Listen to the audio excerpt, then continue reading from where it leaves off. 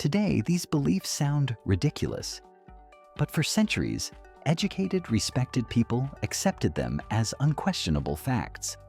They shaped laws, medicine, religion, and entire social systems. Questioning them wasn't curiosity.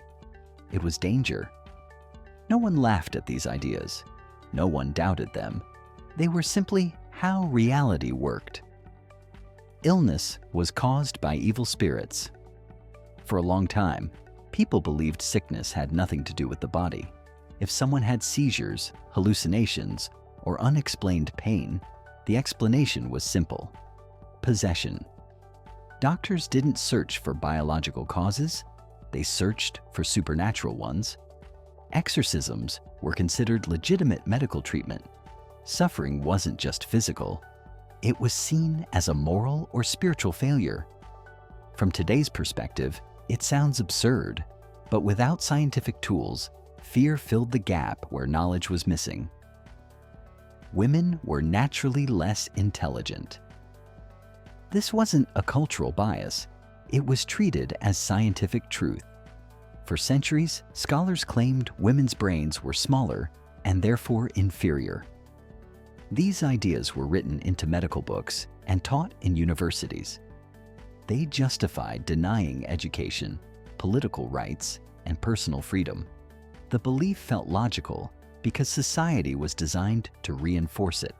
Only later did we realize the belief shaped the system, not the evidence. The Earth was the center of everything. People didn't just believe the Earth was important, they believed the entire universe revolved around it.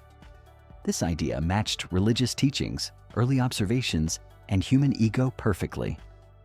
When evidence challenged it, the evidence was ignored or attacked. Accepting the truth meant accepting something deeply uncomfortable: that humanity was not the center of existence, but just a small part of it. Mental illness meant moral weakness. Depression wasn't considered an illness. Anxiety wasn't seen as a condition.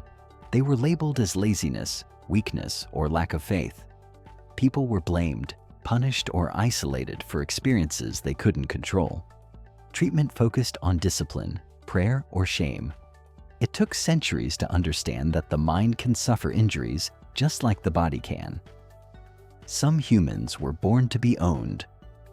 Perhaps the most disturbing belief of all, entire civilizations accepted that some people were naturally meant to be slaves. Philosophers defended it. Laws enforced it. Religion justified it. This belief shaped economies and social order for generations.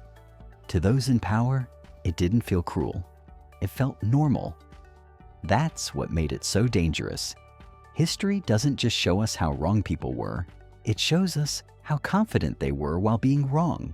These beliefs didn't survive because they were true. They survived because they felt right. And they leave us with one unsettling question: which of our beliefs will future generations find just as absurd?